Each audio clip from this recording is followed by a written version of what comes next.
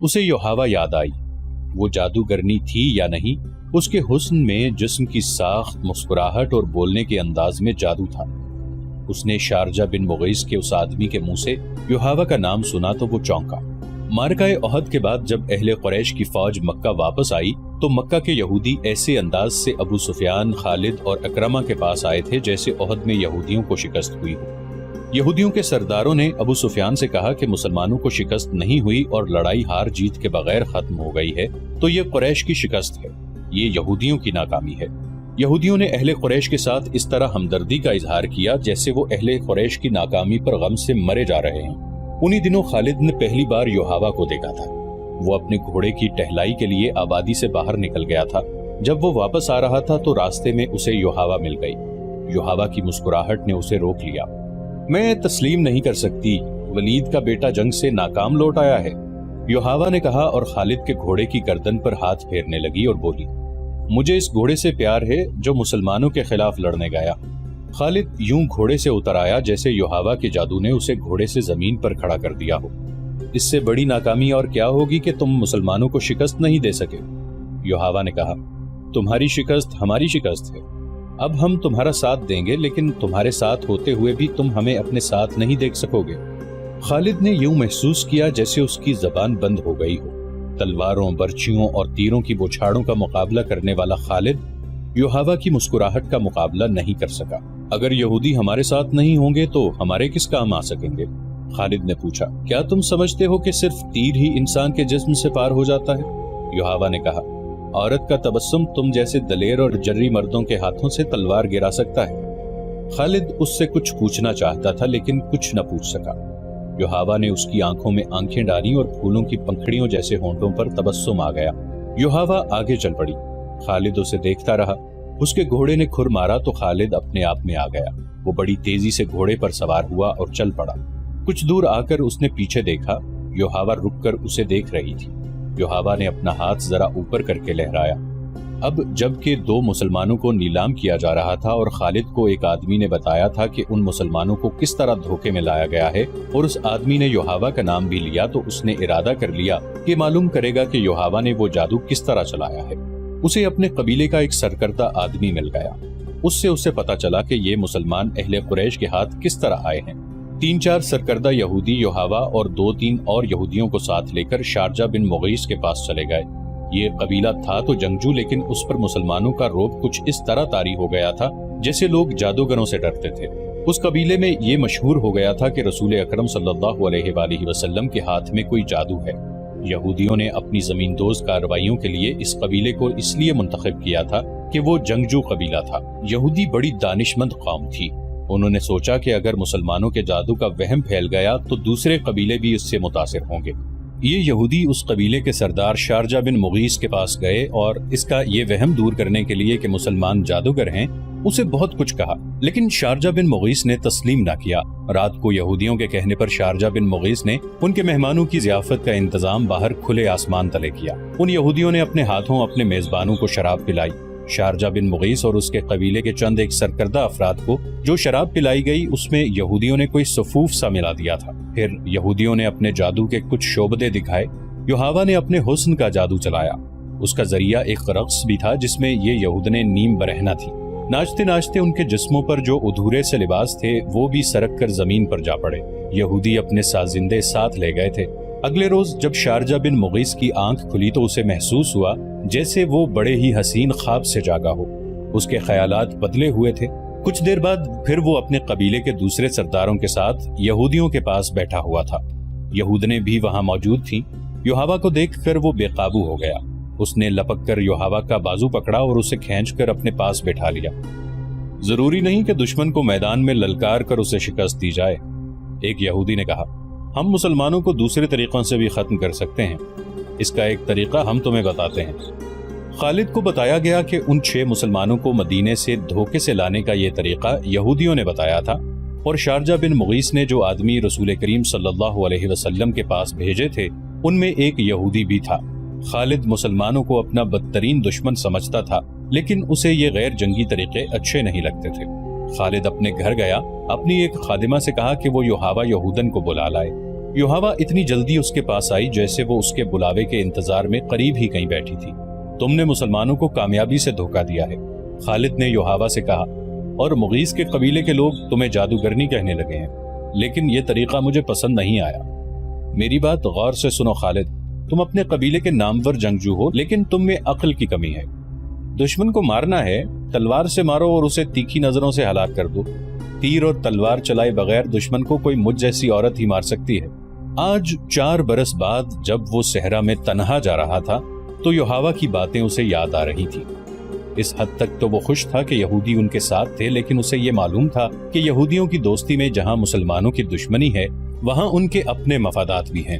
البتہ اس نے یہ تسلیم کر لیا تھا کہ یوحاوا اگر جادوگرنی نہیں تو اس کے سراپا میں جادو کا کوئی اثر ضرور موجود ہے۔ خالد کا گھوڑا مدینہ کی طرف جا رہا تھا۔ اس کے ذہن میں پھر خبیب رضی اللہ عنہ بن عدی اور زید رضی اللہ عنہ بن الدثنہ آ گئے۔ لوگ ان کی بولیاں بڑھ بڑھ کر دے رہے تھے۔ آخر سودا ہو گیا اور قریش کے 2 آدمیوں نے انہیں بہت سے سونے کے عوض خرید لیا۔ یہ دونوں آدمی ان 2 صحابیوں رضی اللہ عنہم کو ابو سفیان کے پاس لے گئے۔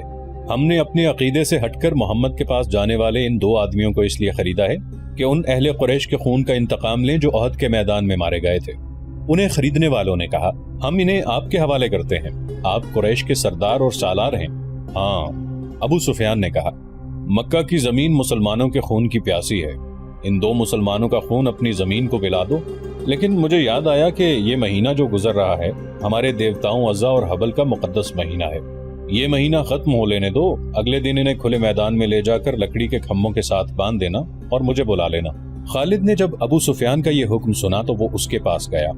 مجھے آپ کا یہ فیصلہ اچھا نہیں لگا، خالد نے ابو سفیان سے کہا، ہم دگنی اور تگنی تعداد میں ہوتے ہوئے اپنی زمین کو مسلمانوں کا خون نہیں پلا سکے تو ہمیں حق حاصل نہیں کہ 2 مسلمانوں کو دھوکے سے یہاں لا کر ان کا خون بہایا جائے۔ ابو سفیان، کیا آپ جانتے ہیں کہ مسلمانوں کو دھوکہ دینے والی 3-4 عورتیں تھیں؟ کیا آپ اپنے دشمن سے یہ کہلوانا چاہتے ہیں کہ اہل قریش اب عورتوں کی آڑ میں بیٹھ گئے ہیں؟ خالد، ابو سفیان نے باروب لہجے میں کہا، خبیب اور زید کو میں بھی اتنا ہی اپنے قریب سمجھا کرتا تھا جتنا تم انہیں اپنے قریب سمجھتے تھے۔ تم اب بھی انہیں اپنے قریب سمجھ رہے ہو اور یہ بھول رہے ہو کہ اب یہ ہمارے دشمن ہیں۔ اگر تم انہیں آزاد کرانا چاہتے ہو تو لاؤ، اس سے دگنا سونا لے آؤ اور ان دونوں کو لے جاؤ۔ نہیں، پردے کے پیچھے سے ایک گرجدار نسوانی آواز آئی۔ یہ ابو سفیان کی بیوی ہند کی آواز تھی۔ اس نے غصے سے لرزتی ہوئی آواز میں کہا، حمزہ کا کلیجہ چبا کر بھی میرے سینے میں انتقام کی آگ سرد نہیں ہوئی ہے۔ اگر ساری دنیا کا سونا بھی میرے سامنے لا کر رکھو گے تو بھی میں ان 2 مسلمانوں کو آزاد نہیں کروں گی۔ ابو سفیان، خالد نے کہا، اگر میری بیوی میری بات کے درمیان یوں بولتی تو میں اس کی زبان کھینچ لیتا۔ تم اپنی بیوی کی زبان کھینچ سکتے ہو؟ ہند کی آواز آئی، تمہارا باپ نہیں مارا گیا تھا، تمہارا کوئی بیٹا نہیں مارا گیا اور تمہارا چچا بھی نہیں مارا گیا۔ ایک بھائی قید ہوا تھا اور تم مسلمانوں کے پاس جا کر منہ مانگا فدیہ دے کر اپنے بھائی کو چھڑا لائے۔ آگ جو میرے سینے میں جل رہی ہے تم اس کی تپش سے نا آشنا ہو۔ خالد نے ابو سفیان کی طرف دیکھا۔ ابو سفیان کے چہرے پر جہاں مردانہ جاہو جلال اور ایک جنگجو سردار کا تاثر تھا وہاں ایک خامند کی بے بسی کی جھلک بھی تھی۔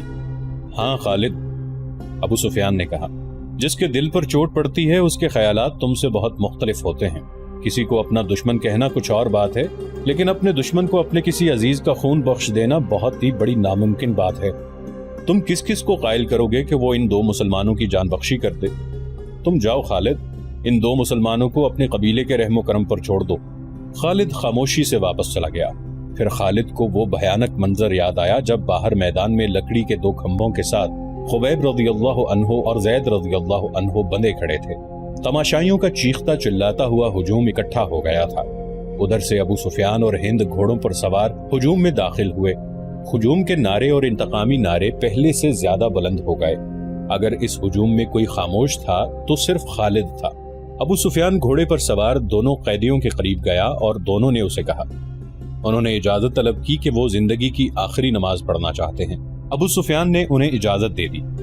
خالد اب مدینہ کی طرف جا رہا تھا۔ اسے جب وہ منظر یاد آیا کہ دونوں قیدیوں کے ہاتھ کھول دیے گئے اور وہ قبلہ رو ہو کر نماز پڑھنے لگے۔ خالد پر اس وقت جو اثر ہوا تھا وہ اب 4 برس بعد اس کی ذات سے ابھر آیا۔ گھوڑے کی پیٹھ پر بیٹھے بیٹھے خالد کا سر جھک گیا۔ خبیب رضی اللہ عنہ بن عدی اور زید رضی اللہ عنہ بن دثنہ ہجوم کی چیخ و پکار سے لا تعلق اپنی موت سے بے پرواہ خدا کے حضور رکوع و سجود میں محو تھے۔ انہوں نے نہایت اطمینان سے نماز پڑھی، دعا کے لیے ہاتھ اٹھائے۔ کوئی نہیں بتا سکتا، تاریخ بھی خاموش ہے کہ انہوں نے خدا سے کیا دعا مانگی۔ انہوں نے خدا سے یہ نہیں کہا ہوگا کہ دشمن انہیں آزاد کر دے۔ وہ اٹھے اور خود ہی لکڑی کے کھمبوں کے ساتھ پیٹھیں لگا کر کھڑے ہو گئے۔ او بدقسمت انسانوں، ابو سفیان نے بڑی بلند آواز سے خبیب رضی اللہ عنہ اور زید رضی اللہ عنہ سے کہا، تمہاری قسمت اور زندگی میرے ہاتھ میں ہے۔ اپنی زبانوں سے کہہ دو کہ ہم اسلام کو ترک کرتے ہیں اور اب ہم اہل قریش میں سے ہیں اور 360 بتوں کو برحق مانتے ہیں۔ یہ اعلان کر دو اور اپنی زندگیاں مجھ سے واپس لے لو، اگر نہیں تو موت کو گلے لگاؤ۔ یہ بھی سوچ لو کہ تمہاری موت سہل نہیں ہوگی، اے باطل کے پجاری ابو سفیان۔ زید رضی اللہ عنہ کی آواز گونجی، ہم لعنت بھیجتے ہیں پتھر کے ان بتوں پر جو اپنے اوپر بیٹھی ہوئی مکھی کو بھی نہیں اڑا سکتے۔ ہم لعنت بھیجتے ہیں عزا اور حبل پر جو تمہیں اگلے جہان دوزخ کی آگ میں پھینکیں گے۔ ہم پجاری ہیں اس ایک اللہ کے جو رحمان اور رحیم ہے، اور ہم عاشق ہیں محمد صلی اللہ علیہ وآلہ وسلم کے جو اللہ کے رسول ہیں۔ میرا رستہ وہی ہے جو زید نے تمہیں دکھا دیا ہے۔ خبیب رضی اللہ عنہ نے بلند آواز سے کہا، اے اہل مکہ، سچا وہی ہے جس کے نام پر ہم قربان ہو رہے ہیں۔ ہمیں نئی زندگی ملے گی جو اس زندگی سے بہت زیادہ حسین اور مقدس ہوگی۔ باندھ دو انہیں کھمبوں کے ساتھ۔ ابو سفیان نے حکم دیا، یہ موت کا ذائقہ چکھنے کے مشتاق ہیں۔ دونوں کے ہاتھ پیچھے کر کے کھمبوں کے ساتھ جکڑ دیے گئے۔ ابو سفیان نے گھوڑا موڑا اور ہجوم کی طرف آیا۔ عزا اور حبل کی قسم، ابو سفیان نے بلند آواز سے ہجوم سے کہا، میں نے اپنے قبیلے میں کوئی ایک ایسا بھی نہیں دیکھا جو اپنے سردار پر اس محبت اور ایثار سے جان قربان کرنے کے لیے تیار ہو جس طرح محمد کے پیروکار اس کے نام پر فدا ہوتے ہیں۔ ہند اپنے گھوڑے پر سوار کچھ دور کھڑی تھی۔ اس کے قریب اس کے چند ایک غلام کھڑے تھے۔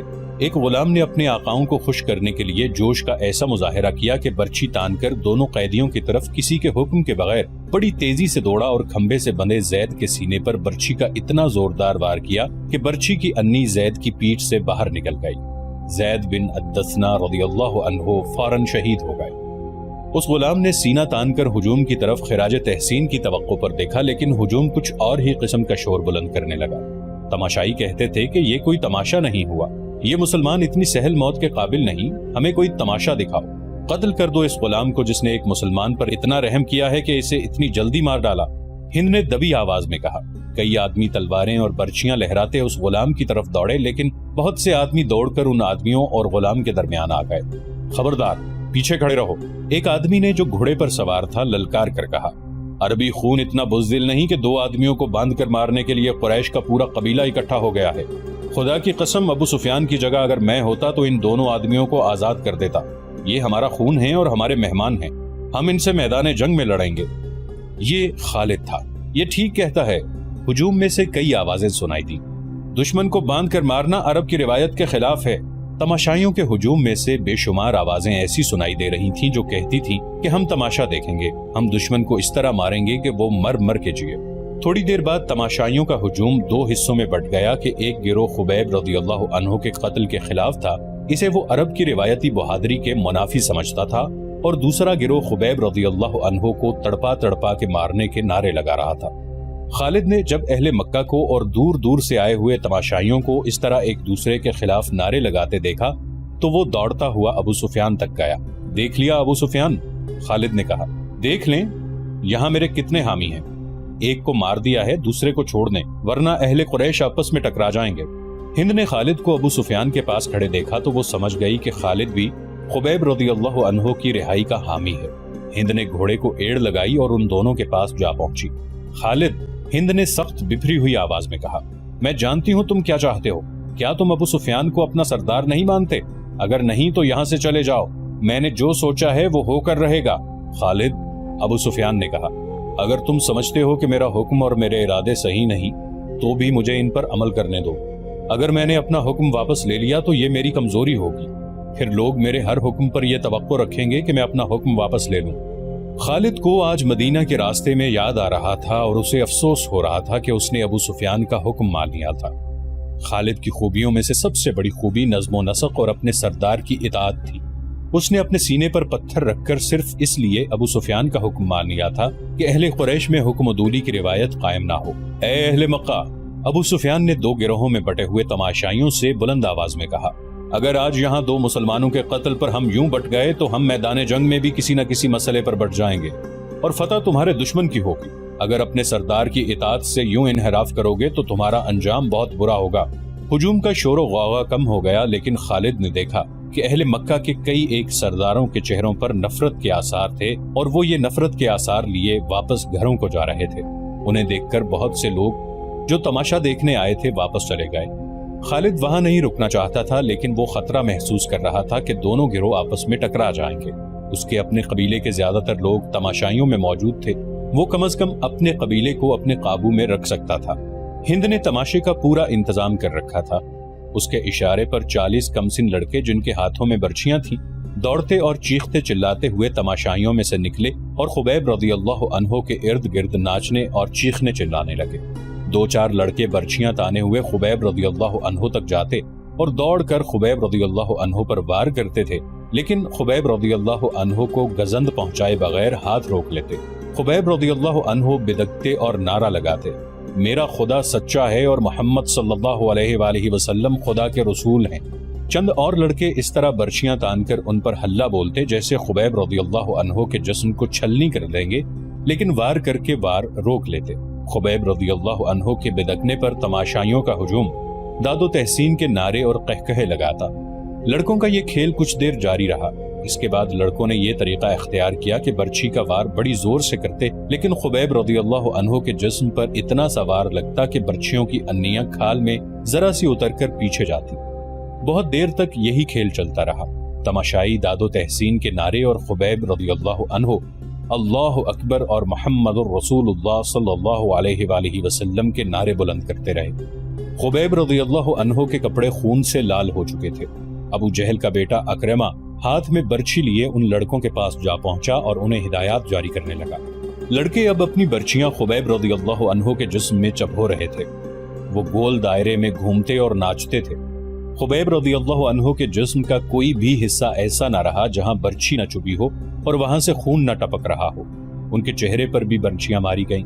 جب بہت دیر گزر گئی اور لڑکے ناچ ناچ کر اور برچیاں چبھو چبھو کر تھک گئے تو اکرمہ نے لڑکوں کو وہاں سے ہٹا لیا۔ خبیب رضی اللہ عنہ خون میں نہائے ہوئے تھے اور ابھی زندہ تھے اور ہر طرف دیکھ رہے تھے۔ ان کے نعروں میں کمی نہیں آئی تھی۔ اکرمہ ان کے سامنے کھڑا ہو گیا اور برچھی تان کر خبیب رضی اللہ عنہ کے سینے میں اتنی زور سے ماری کہ فاصلہ کم ہونے کی وجہ سے برچھی خبیب رضی اللہ عنہ کے جسم سے پار ہو گئی۔ خبیب رضی اللہ عنہ شہید ہو گئے۔ ان کی لاشیں یہیں بندی رہنے دو۔ ہند کی گرجدار آواز سنائی تھی، اب کئی دن ان کی لاشوں کے گلنے سڑنے کا تماشا دیکھتے رہو۔ یہ واقعہ جولائی 625 عیسوی کا تھا جو خالد کو یاد آ رہا تھا۔ اس نے اپنے دل میں درد کی ٹیسیں محسوس کی۔ خبیب رضی اللہ عنہ اور زید رضی اللہ عنہ کے قتل نے قریش کے سرداروں میں اختلاف کا بیج بو دیا تھا۔ جس طرح ان 2 مسلمانوں نے آخری وقت نماز پڑھی اور اسلام سے نکل آنے پر موت کو ترجیح دی تھی، اس نے قریش کے کئی سرداروں پر گہرا اثر چھوڑا تھا۔ خود خالد نے اگر اسلام کی نہیں تو خبیب اور زید رضی اللہ عنہم کی دل ہی دل میں بہت تعریف کی تھی۔